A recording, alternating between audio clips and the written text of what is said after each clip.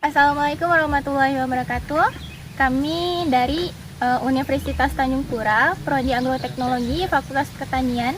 Kami sedang berada di Desa Kalimas dan kami di sini bertujuan untuk melakukan wawancara untuk mata kuliah Komunikasi Penyuluhan Pertanian. Kami di sini beranggotakan 6 orang anggota. Dengan saya Rizka Putri Mairani. Dengan saya Ilhami. Dengan saya Rudi Korinto.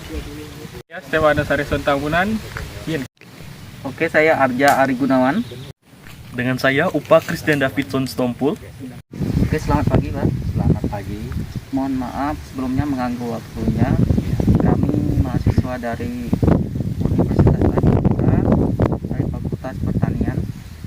Di sini kami ditugaskan untuk mewawancari petani untuk mengetahui bagaimana permasalahan dalam budidaya misalnya tanaman padi, Pak. Oke, sebelumnya kami minta perkenalan Bapak dulu.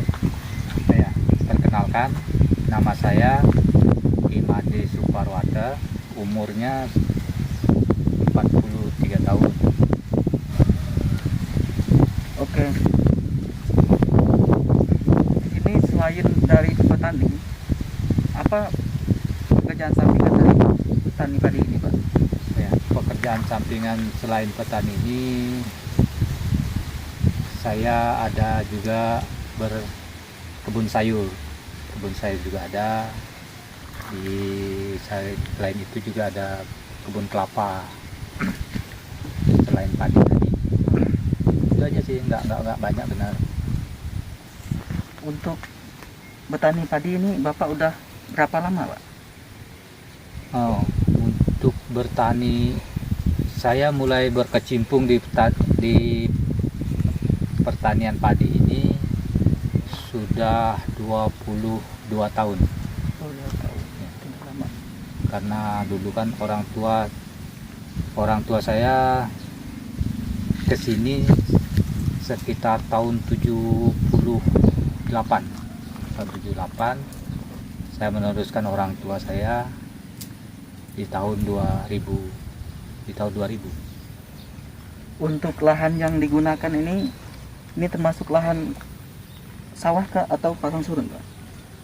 Ini lahannya pasang surut ini. Kalau dia pasang, airnya bisa mengendangi lahan. Kalau dia surut, dia pun cepat kering. Oke, Pak. Dalam budidaya tanaman padi ini, Pak, permasalahan yang sering Bapak alami itu apa saja, Pak? Kalau permasalahan sih untuk petani padi di sini sih banyak. Seperti hamanya juga, bentuk pengairannya juga. Karena di sini kan lahannya ini pasang surut.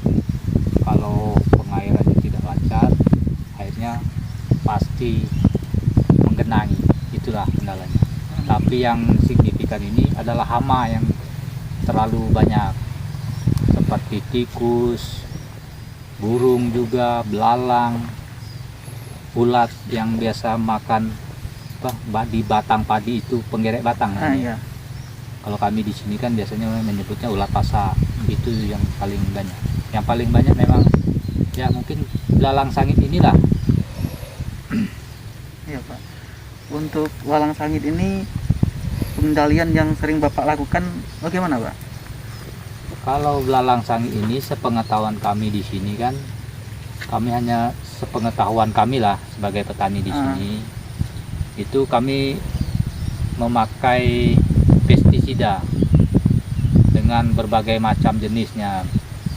Kadang pestisida itu kami dicampur dengan pestisida yang berbentuk tepung itu. Cuman kan yang namanya kita melakukan penyemprotan itu kan kadang kena merata, kadang ada yang tidak kena. Kalau kena merata kemungkinan bisa habis. Kalau ada yang tidak kena, itulah yang berkembang lagi. Dan petani di sini pun kekompakannya juga kurang. Oh, jadi Ya. Kadang kami menyemprot, yang sebelah itu belum, Jadi pindah hama. pindah hama lagi ke sini itu. Jadi belalang sangit ini tidak bisa mati habis. Kadang dia tinggal di bawah daun itu karena padi ini kan terlalu rimbun, jadi dia tidak bisa ke bawah obat itu. Nah, itu pun kendalanya juga. Mobilnya dia juga bisa terbang gitu. Ya, terbangnya pun juga bisa. Jadi selamat pagi Pak. Ya, pagi. Jadi kami dari mahasiswa dan mahasiswi Universitas Tanjung Pura ingin memberi beberapa penyelesaian dalam masalah yang Bapak hadapi di lahan padi yang ada pada lahan Bapak. Ya. Jadi yang Bapak hadapi kan tentang hama Pak. Ya. Jadi Bapak tahu nggak hama itu apa?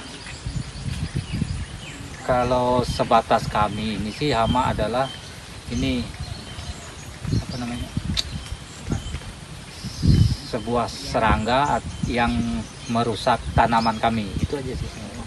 Jadi kami akan memberi penjelasan yang lebih lengkapnya Pak. Iya. Jadi hama itu Pak dalam arti secara keseluruhan umumnya Pak. Hama itu bukan hanya serangga Pak. Jadi hama itu adalah semua bentuk gangguan baik pada manusia, ternak ataupun pada tanaman maupun serangga Pak. Jadi untuk hama yang Bapak hadapi kan tadi ada walang sangit, ada ulat penggerek batang ya Pak. Itu untuk penggerek batang tuh apakah ada Bapak cara untuk mengatasinya Pak? Dan walang sangit ya Pak, cara untuk mengatasinya seperti tadi. Kami kami kan tidak memahami betul dengan pengendaliannya. Kami hanya pengetahuan kami, apalagi mendengar dari teman-teman bersama petani, oh pakai obat ini gitu, kita coba gitu, pencampurannya dengan obat apa gitu. Saya akan menjelaskan beberapa materi yang kami terima. Jadi pada musim kemarau Pak, hama dan penyakit padi yang umumnya timbul itu berdasarkan tingkat keparahannya, yaitu tikus Pak. Betul nggak Pak? Ya, betul. Jadi Pak, pada musim hujan Pak, hama dan penyakit yang biasa timbul adalah tikus juga Pak. Ya. Termasuk juga wereng coklat dan penggerek batang Pak. Oh ya. Ya, kemudian ada berbagai penyakit yang disebabkan oleh cendawan juga ya Pak. Kalau di sini, kalau menurut kami ada juga tentang cendawan itu jamur Pak. Oh ya, ada. Kalau jamur itu biasanya menyerang pada malai buah padi. Malai buah padi. Dia bisa bercak begitu, dia berupa jamur, dia mengering. Itu yang membuat kegagalan juga. Baik Pak. Baik Pak, di sini dalam kita kan dalam menanam padi pasti ada budidayanya kan Pak. Ya. Jadi saya akan memaparkan sedikit bagaimana cara dalam budidaya tanaman padi gitu ya Pak. Budidaya tanam padi ini kan untuk meningkatkan produktivitas. Nah ini sangat memengaruhi keberadaan hama dan penyakit. Jadi yang kita dapat lakukan itu dengan mengolah tanah, lalu ada pembersihan gulma, pemupukan berimbang, pengaturan jarak tanam. Nah mungkin dari Bapak seperti apa budidaya yang Bapak lakukan? Kalau kami di sini, petani di sini, sekarang ini kan kami sering mendapat penyuluhan juga dari pemerintah, dari Dinas Pertanian, dan kami juga dapat mendapatkan bantuan juga untuk pengolahan lahan ini. Kalau kami di sini sih sudah mulai menggunakan traktor. Sudah modern ya Pak? Ya, sudah sedikit modern lah, Ya. karena kan kalau pakai traktor kita bisa mengolah tanahnya begitu. Nah, dengan menanamnya itu lebih cepat. Kalau untuk lahan 1 hektar kita mengolah lahannya itu bisa 2-3 hari untuk Pak. mengelola tanahnya. Kalau untuk penanamannya, kalau kami biasa di sini kan mengambil orang nih sekitar 10 orang atau berapa orang gitu kan, 10 atau 15 orang, itu 1 hari bisa kelar. Kalau untuk pemupukannya kami menggunakan pupuk NPK sama urea biasanya. Nah, kalau pembersihan gulma kami biasanya memakai herbisida juga. Yang rumput yang mudah mati kami pakai herbisida yang jenisnya tidak merusak padi itu tadi. Nah, kalau untuk jarak kami kan sering diberi penyuluhan. Biasanya kalau jarak tanam itu kami memakai legowo 21, yaitu 2 baris, 1 legowo itu gawang itu tadi 21. Itu jarak tanamnya sekitar 20 cm, 15 cm. Untuk pemupukan berimbangnya apakah dilakukan berapa kali dalam 1 bulan? Kalau pemupukannya sih itu kalau untuk NPK itu, kalau untuk jenis padi kami di sini kan padinya hibrida. Nah, padi hibrida itu biasa 100 hari. Kalau NPK itu kami sudah lakukan sekitar 3 minggu setelah kami tanam untuk NPK-nya, karena NPK kan menurut dari dinas atau PPL kami itu kan dia memakan tanaman itu memakan pupuk NPK itu dia kan bisa 2 bulan baru bisa ke padi itu dimakan oleh padi itu untuk pembuahan itu tadi. Meresap ya, Pak? Ya, meresapannya. Kalau urea itu ketika anakan mulai tumbuh, agar anakannya itu tumbuh lebih banyak. Kalau urea itu kemungkinan setelah pupuk NPK sebulanan itu kan sudah mulai anakan. Saya di sini mau menjelaskan tentang itu. Hama juga memiliki musuh alami yang dapat menekan populasi hama tersebut. Contohnya itu seperti laba-laba yang dapat memakan serangga-serangga hama yang kecil, atau juga parasit-parasit yang bisa menyerang telur-telur wereng coklat supaya tidak terlalu banyak. Selain parasit dan laba-laba, juga ada bakteri yang dapat menyerang cendawan-cendawan atau jamur-jamur supaya tidak tumbuh dalam batang padi. Kalau tadi kalian menyebutkan bahwa tadi kan ada yang musuh alami dari serangga tadi. Nah, kami di sini kan dalam melakukan pembasmian hama itu dengan melakukan penyemprotan dengan pestisida tadi. Jadi kami hanya melakukan sepengetahuan kami di sini, kami melakukan penyemprotan itu kan mati nih, hamanya mati, musuhnya musuh dari itu pun mati. Semua jenis serangga ikut mati. Iya. Jadi penjelasannya itu bagaimana ya? Itu penjelasannya itu menurut saya itu lebih baik untuk kita membasmi hamanya saja. Kalau yang serangga lain seperti laba-laba itu dibiarkan karena itu juga bisa menekan populasi hama yang menyerang padi, Pak. Jadi jika ingin memusnahkan hama-hama ini harus secara selektif gitu, Pak. Tapi kan kami tidak bisa memusnahkan hama secara selektif itu karena insektisida, pestisida itu kan sekali semprot habis gitu kan. Jadi bagaimana caranya itulah. Kalau ingin menekan populasi secara selektif itu bisa dengan perangkap seperti perangkap-perangkap dalam untuk menangkap walang sangit gitu, Pak. Jadi yang tertangkap itu hanya walang sangit. Oh, yang tertangkap sehingga hama itu tadi ya. Serangga penekannya itu tidak ikut tertangkap atau terbasmi, Pak. Selamat siang, Pak. Selamat siang. Saya ingin bertanya sedikit-sedikit tentang Bapak terkait dengan lahan padi yang Bapak punya. Jadi berdasarkan apa yang Bapak obrolkan tadi dengan teman saya, ada hama-hama yang menyerang padi Bapak ya? Iya. Nah, itu tuh selama ini Bapak mengendalikannya dengan apa ya, Pak? Selama ini kami mengendalikan hama itu dengan, kalau dia berupa serangga, kami bisa melakukan penyemprotan dengan pestisida, insektisida tadi. Kalau misalnya dia cendawan atau jamur itu kami mengaplikasikan insektisida dengan fungisida. Dicampur ya Pak? Ya, itu. Kalau bias tikus, kalau tikus sih kami melakukan ya peracunan dengan rodentisida itu. Iya Pak. Mohon izin ya Pak, saya ingin menyarankan sedikit terkait dengan pengendaliannya Pak. Ya.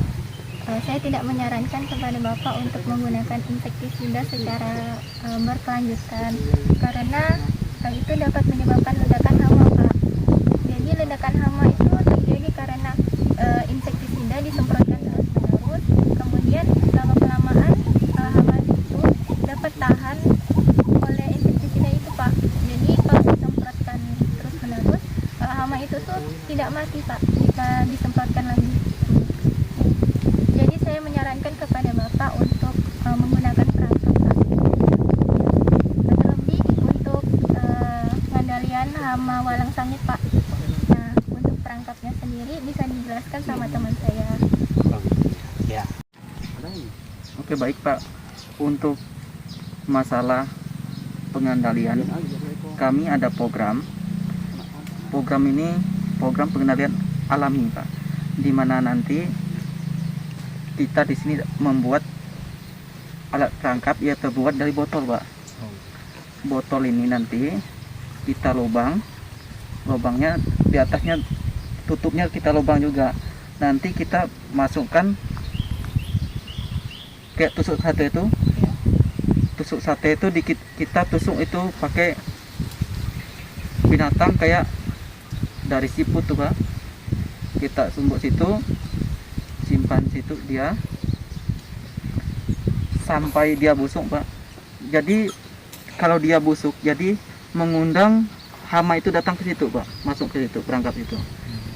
Dan di bawahnya nanti kan dimasukkan air Pak, di bawahnya kita pakai deterjen.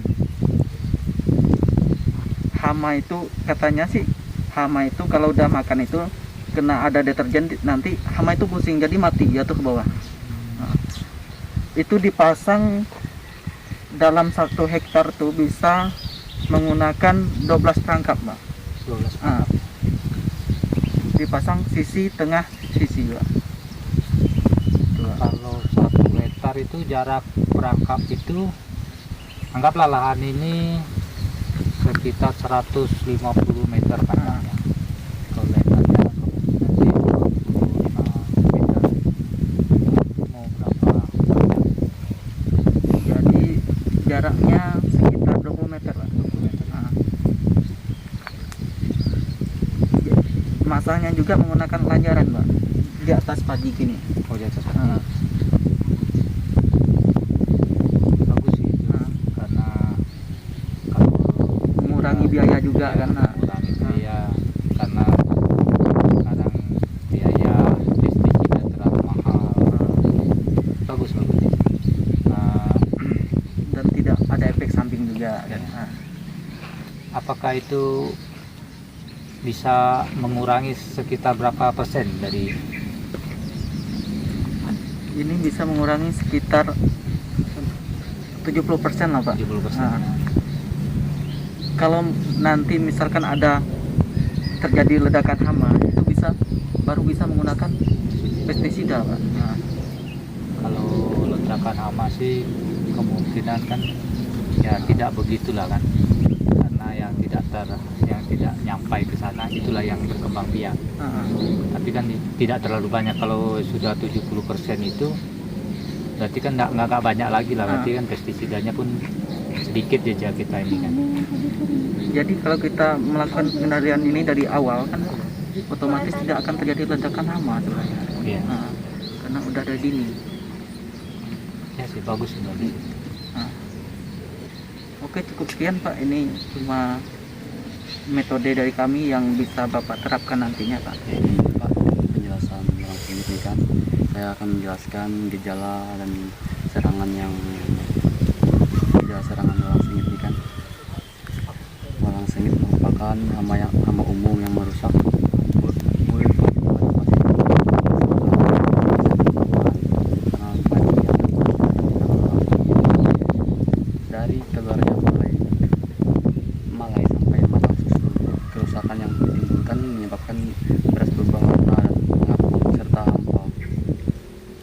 gejala serangan, biji yang terkena serangan ini akan pecah pada waktu digiling menjadi beras karena banyak biji yang tidak masak penuh. Walang singit juga memakan bulir sebelum bunga membuka. Dan malah yang sedang membunting tetapi akibat nyata dari serangan ini belum diketahui. Walang singit menyerang fase generatif, yakni dengan menghisap cairan yang terdapat pada bulir padi. Akibat ini walang singit menyebabkan bulir padi tidak sempurna sehingga beras yang dihasilkan akan sedikit menguning, mengapur, dan bahkan tinggal kulit bulirnya. Dan ini sekian dari materi hama dan penjelasan dari hama walang singit dari kami. Sekian dari kami. Terima kasih ya Pak. Sekian Pak wawancara yang dapat kami sampaikan dan juga materi-materi yang sudah kami sampaikan. Mohon maaf jika terdapat banyak kekurangan dan kesalahan kata Pak. Mungkin hanya itu Pak. Terima kasih.